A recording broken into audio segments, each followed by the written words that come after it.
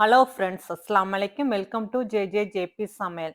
நம்மளுக்கு இன்னும் சில நாளுக்குள்ள ரம்ஜான் வந்துரும். அதுக்காக சில பொருட்கள் வந்து நான் இப்பவே ரெடி பண்ணி வச்சுக்கிறேன். அப்பதான் எனக்கு அந்த டைம்ல கொஞ்சம் டைம் கிடைக்கும். என்னால வந்து தொழுகையிலயும், வணக்கத்திலயும் நேரம் செலவிட முடியும் அப்படிங்கிறதுக்காக, நான் சில விஷயங்கள முன்கூட்டியே செஞ்சு வச்சுக்கிறேன். அது என்னென்னன்னு தான் இப்ப நம்ம வீடியோல போய் பார்க்க போறோம். இப்போ வாங்க வீடியோக்குள்ள போய் அது என்னன்னு பார்த்துரலாம். நான் முதல்ல வந்து இஞ்சி பூண்டு பேஸ்ட் தாங்க அரைச்சு வச்சுக்க போறேன். ஏன்னா, நம்மளுக்கு இஞ்சி பூண்டு தேவை கண்டிப்பா இருக்கும். அதுக்காக நம்ம முன்கூட்டியே நம்ம அரைச்சு வச்சுக்கிட்டா, நம்மளுக்கு ரொம்ப யூஸ்ஃபுல்லா இருக்கும். இத நம்ம அரைச்சு ஒரு ஏர் கண்டெய்னர் பாக்ஸ்ல போட்டு, நம்ம ஃப்ரீசர்ல வச்சுட்டோமாக்க, நமக்கு தேவைப்படும்போது எடுத்து யூஸ் பண்ணிக்கலாங்க.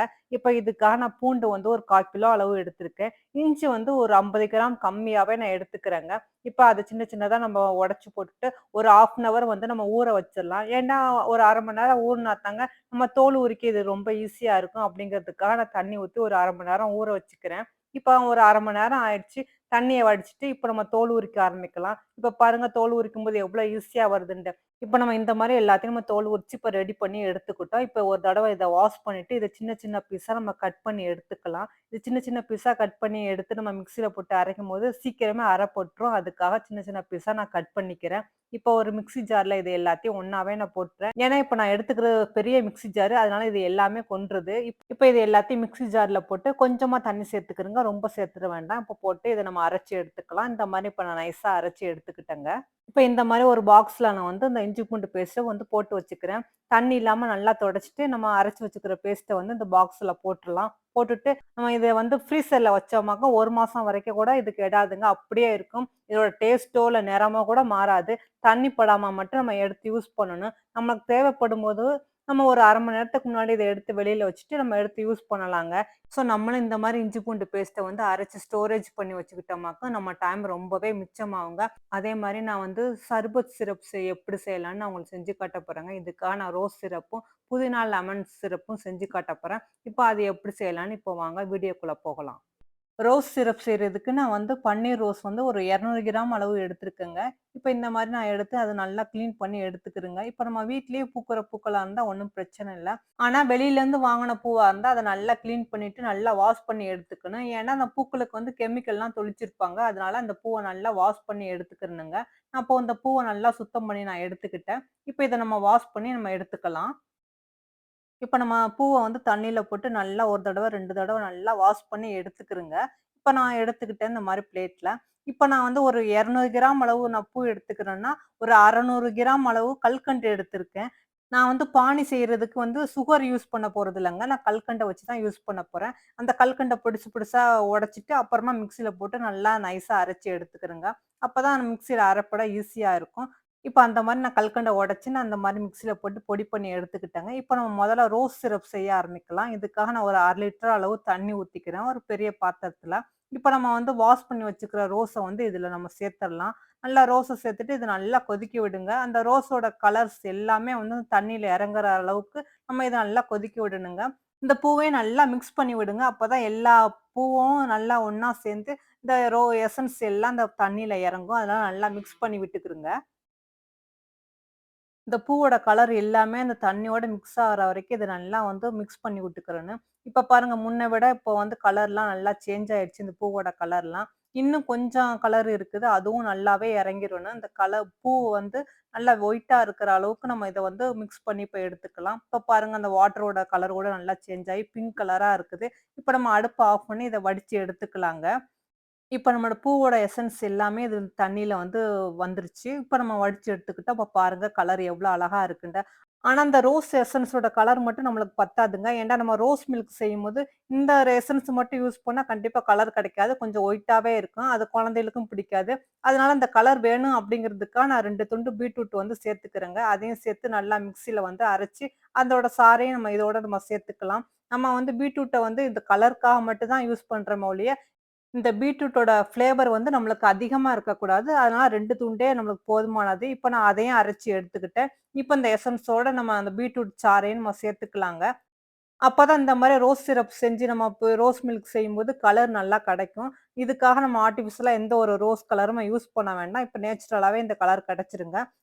இப்ப வந்து பானி செய்ய ஆரம்பிக்கலாம். இதுக்காக நான் ஒரு 1/2 லிட்டர் அளவு நான் தண்ணி ஊத்திக்கிறேன். அந்த தண்ணீல வந்து நம்ம பொடி பண்ணி வச்சுக்கிற கல்கண்ட சேர்த்துக்கலாங்க. நான் இப்ப 200 கிராம் பூ அப்படின்னு சொன்னா, நான் 600 கிராம் அளவு கல்கண்டு எடுத்திருக்கேன். இப்ப அதையும் எடுத்துட்டு அந்த தண்ணீல நல்லா மிக்ஸ் பண்ணி விடுங்க. இப்ப அந்த தண்ணீல அந்த கல்கண்டு நல்லா கரையட்டுங்க. அந்த கல்கண்டு எல்லாம் நல்லா கரைஞ்சு தண்ணி ஆன பிறகு, நம்ம இப்ப எடுத்து வச்சுக்கிற ரோஸ் சிரப்பை இதோட நம்ம சேர்த்தரலாம். அதையும் சேர்த்துட்டு நல்லா மிக்ஸ் பண்ணி விடுங்க. நல்லா ஒரு 5 நிமிஷம் நல்லா இது கொதிக்கட்டுங்க அப்படியே. இந்த தண்ணி தன்மை மாறி, இந்த பிசுபிசுப்பு தன்மை வர வரைக்கும் இத நல்லா மிக்ஸ் பண்ணி விடுவோம். என்னடா திடீர்னு பாத்திரம் மாறிடுச்சுன்னு நெனைக்க வேண்டாம். அதுல வந்து எனக்கு சரியா வந்து கலர் தெரியல அப்படிங்கிறதுக்காகத்தானங்க நான் வேற ஒரு பாத்திரத்துல இத மாத்திருக்கேன். மத்தபடி வேற ஒண்ணும் இல்லங்க. இப்போ ஒரு 10 நிமிஷம், 15 நிமிஷம் ஆன பிறகே ஒரு பானி பதத்துக்கு வந்துரும். அந்த தண்ணி தன்மை மாறிட்டு, அந்த ஸ்டேஜ்ல நம்ம அடுப்ப ஆஃப் பண்ணிடலாம். இது கம்பி பதம்லாம் இருக்கணும்னு அவசியம் இல்லங்க. இதோட நான் ஒயிட் ரோஸ் சிரப்பு ஒரு 1/4 டீஸ்பூன் அளவு சேர்த்துக்கிறேன். இப்ப அந்த ரோஸ் சிரப் சேர்த்தோனே வாசனை சும்மா கம கமன்னு சூப்பரா வருதுங்க. நம்ம வெளியில வாங்கி சாப்பிடுற ரோஸ் மில்க் சாப்பிடும்போது எப்படி டேஸ்ட்டா இருக்குமோ, அப்படியே இருக்குங்க. இப்ப பாருங்க உங்களுக்கே தெரிஞ்சிருக்கு. இந்த ரோஸ் சிரப் எவ்வளோ பார்க்கவே சூப்பரா, நல்லா கலரா இருக்குன்ட்டு. இப்ப நம்மளோட ரோஸ் சிரப் வந்து ரெடி ஆயிடுச்சுங்க. இப்ப இத பாட்டில்ல ஊத்தி நம்ம ஸ்டோரேஜ் பண்ணி வச்சுக்கிட்டு, நமக்கு தேவையான போது நம்ம ரோஸ் மில்க்காவோ, இல்ல ஃபலூடா செய்றதுக்கு அந்த ரோஸ் சிரப்ப நம்ம பயன்படுத்திக்கலாங்க. நோம்பு டைம்ல நம்ம அடிக்கடி ஜூஸு, பால்லாம் எடுத்துக்குவோம். அப்பதான் உடம்பு குளிர்ச்சுன்ட்டு. நம்ம இந்த மாரி சிரப் செஞ்சு வச்சுக்கிட்டா நம்மளுக்கு ரொம்பவே இது யூஸ் ஆகும். இப்ப நம்ம ரெடி பண்ணி வச்சுக்கிற ரோஸ் சிரப்ப வச்சு ரோஸ் மில்க் செய்ய ஆரம்பிக்கலாம். இப்ப பால் கொஞ்சமா எடுத்து, நம்ம எடுத்து வச்சுக்கிற ரோஸ் சிரப்ப அதுல போட்டு மிக்ஸ் பண்ணிக்கலாம். கூட ஊற வச்சுக்கிற கருப்பு கசகசா, ஐஸ் கட்டி இதெல்லாம் போட்டுங்க. இப்ப அருமையான ரோஸ் மில்க் ரெடி ஆயிடுச்சுங்க. அசல் கடையில வாங்கி சாப்பிடுற மாரியே இந்த ரோஸ் மில்க் அவ்ளோ டேஸ்ட்டா இருக்குங்க. நீங்களும் இத ட்ரை பண்ணி பாருங்க ஃபிரெண்ட்ஸ். இப்ப நம்ம புதினா, லெமன் சர்பத் செய்ய ஆரம்பிக்கலாம். ஏன்னா நம்ம நோம்பு டைம்ல அதிகமா வந்து சர்பத் எடுத்துக்குவோம். அதுக்கு நம்ம இந்த மாரி சிரப் ரெடி பண்ணி வச்சுக்கிட்டா, நம்ம செய்றது ரொம்பவே ஈஸி. இப்ப அந்த சர்பத் எப்படி செய்யலான்னு இப்ப வாங்க நம்ம வீடியோக்குள்ள போகலாம்.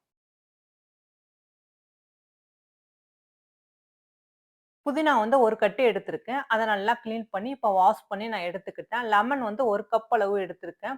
கிட்டத்தட்ட ஒரு 120 எம்எல் இருக்கும். அதே மாரி நான் கல்கண்டு தாங்க எடுத்திருக்கேன். அந்த கல்கண்ட பவுடர் பண்ணி ஒரு 120 கிராம் அளவு எடுத்திருக்கேன். நான் வந்து இந்த சிரப்புக்கு சுகர் சேர்க்க போறதில்ல. இப்ப நம்ம வாஷ் பண்ணி வச்சுக்கிற புதினாவ வந்து மிக்ஸில போட்டு அரைச்சு எடுத்துக்கலாங்க. இப்ப புதினாவ மிக்ஸி ஜார்ல போட்டு கொஞ்சமா தண்ணி சேர்த்துக்கலாம். தண்ணி சேர்த்துட்டு இது நல்லா நைஸா அரைச்சு இப்ப நம்ம எடுத்துக்கலாங்க. இப்ப நான் புதினா வந்து நல்லா நைஸா அரைச்சு எடுத்துட்டு வந்துட்டேன். அத நம்ம ஒரு வடியில போட்டு நல்லா அந்த சாற வடிச்சு எடுத்துக்கலாம். நல்லா வடிச்சு இத எடுத்துக்கிறங்க. அந்த சாற நல்லா புதினாவோட சாறுலாம் நல்லா இறங்குற அளவுக்கு இத நல்லா வடிச்சு எடுத்துக்கலாம். இப்ப நம்ம சிரப் செய்றதுக்கு ஒரு பாத்திரம் எடுத்துக்கலாம். நான் அடுப்புல வந்து பாத்திரம் வச்சிருக்கேன். இப்ப நம்ம பொடி பண்ணி வச்சுக்கிற இந்த கல்கண்டு பவுடர இதோட நம்ம சேர்த்தரலாம். சேர்த்துட்டு இதே கப் அளவு நம்ம வந்து தண்ணியும் ஆட் பண்ணிக்குவோம். இந்த கல்கண்டு அந்த தண்ணியோட நல்லா கரையிற அளவுக்கு நல்லா மிக்ஸ் பண்ணி விடுங்க. இப்ப நல்லா மிக்ஸ் ஆயிடுச்சு. இப்ப இந்த நேரத்துல நம்ம எடுத்து வச்சுக்கிற லெமன் சாறையும் இதோட நம்ம சேர்த்தரலாம். அப்படியே நம்ம எடுத்து வச்சுக்கிற புதினா சாறையும் நம்ம இதோட சேர்த்தரலாம். சேர்த்துட்டு இப்ப இது நல்லா மிக்ஸ் பண்ணி விடுங்க. தீய வந்து மீடியம் ஃப்ளேம்ல வச்சு இத நல்லா கொதிக்க விடுங்க. குறைஞ்சது ஒரு 10 நிமிஷமாவது ஆகுங்க. நல்லா அது தண்ணியோட தன்மையெல்லாம் மாறி, அந்த பானியோட பிசுபிசுப்பு தன்மை வர வரைக்கும் இத நல்லா வந்து கொதிக்க விட்டு எடுத்துக்கலாம். அப்பதான் வந்து சிரப் கொஞ்சம் திக்கா இருந்தா தான் நல்லாருக்கும். இப்ப பாருங்க இந்த கொதிக்க கொதிக்க இந்த புதினாவோட கலர் கூட நல்லாவே சேஞ்ச் ஆயிடுச்சு. இது இன்னும் கொஞ்சமே நல்லா வத்தட்டும். இப்ப பாருங்க இதுதான் கரெக்ட்டான கன்சிஸ்டன்சி.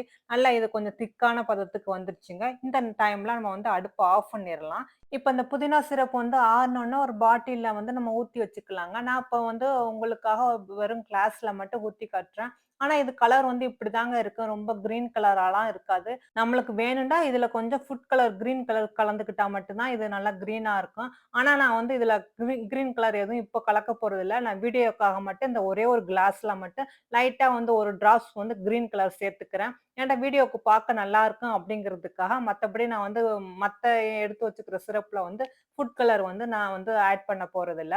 இப்ப நம்ம சர்பத் செய்ய ஆரம்பிச்சிடலாம். நம்ம எடுத்து வச்சுக்கிற சிரப்ப ஊத்தி, நமக்கு தேவையான அளவு புதினா, ஐஸ் கியூப் இதெல்லாம் போடுங்க. நம்மளோட சர்பத் சூப்பரா ரெடி ஆயிருங்க. இதுல நம்ம தண்ணிக்கு பதிலா வந்து நம்ம சோடா யூஸ் பண்ணா மொஜிட்டோ மாரி கூட இருக்குங்க.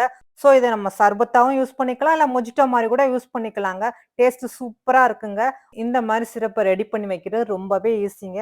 ஸோ நீங்களே இத மாரி செஞ்சு ஸ்டோரேஜ் பண்ணி வச்சுக்கிருங்க. உங்களுக்கு தேவைப்படும்போது நம்ம எடுத்து இத யூஸ் பண்ணிக்கலாங்க. அடுத்ததா நம்ம என்ன செய்யலான்னு வாங்க பார்க்கலாம். நான் அடுத்ததா சிக்கன் சீஸ் பைட்ஸ் தாங்க செஞ்சு வச்சுக்க போறேன். இதே மாரி நான் ரெடி பண்ணி, நான் ஃப்ரீசர்ல வச்சுட்டு, எனக்கு தேவைப்படும்போது நான் இஃப்தார் டைம்ல இத எடுத்து வந்து எண்ணெயில பொரிச்சு எடுத்துக்கலாம். இப்ப அது எப்படி செய்யலான்னு வாங்க பார்க்கலாம்.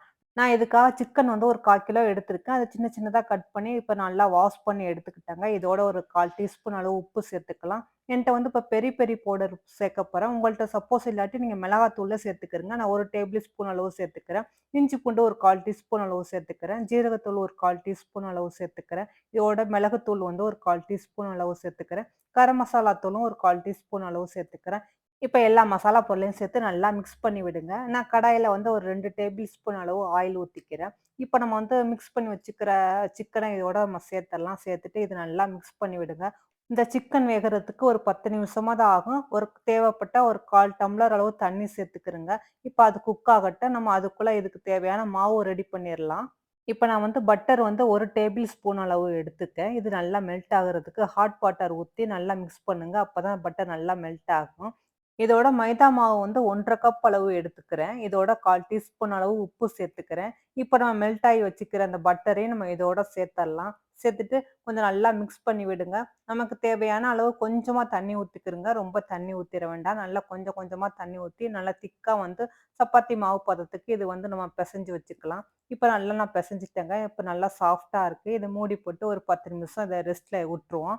இப்ப நம்ம சிக்கன் வெந்துருச்சான்னு பார்க்க ஆரம்பிக்கலாம். இப்ப பாருங்க நல்லா சிக்கன் வெந்துருச்சு. நான் இந்த சிக்கன வந்து ஸ்பூனால நல்லா உதிரி உதிரியா கட் பண்ணிக்கிறேங்க.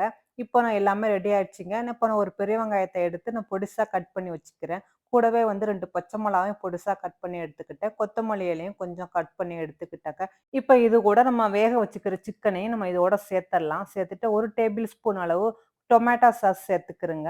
இதோட சீஸ் வந்து நான் 1 கப் அளவு சேர்த்துக்கிறேன். அதாவது கிட்டத்தட்ட ஒரு 100 கிராம் அளவு நான் இதோட சேர்த்துக்கிறேங்க. சேர்த்துட்டு இப்ப இது எல்லாத்தையும் நம்ம மிக்ஸ் பண்ணி வைப்போம். இப்போ வந்து நம்மோட சிக்கன் மசாலா ரெடி ஆயிடுச்சு. இப்ப நம்ம மேல் மாவு செய்ய ஆரம்பிக்கலாங்க. இப்ப நம்ம பெசஞ்சு வச்சுக்கிற மாவ நான் வந்து 3 உருண்டையா உருட்டி எடுத்துக்கிறேன். மாவு வந்து இப்ப நல்லா ரவுண்டா வந்து வளர்த்து எடுங்க.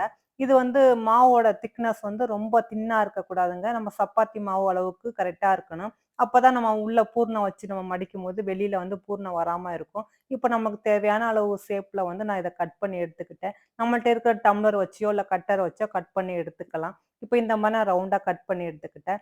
இப்ப அதுல வந்து நம்ம சிக்கன் மசாலாவ வச்சிரலாம். சிக்கன் மசாலாவ சென்டர்ல வச்சுட்டு, இத நல்லா மடிச்சு விடுங்க. மடிச்சு விட்டுட்டு அந்த கார்னர் எல்லாத்தையுமே நல்லா பிரஸ் பண்ணி விட்டுடுங்க. உள்ள வச்சுக்கிற சிக்கன் பூரணம் வந்து வெளியில வராத அளவுக்கு நல்லா பிரஸ் பண்ணி எடுத்துக்கிறங்க.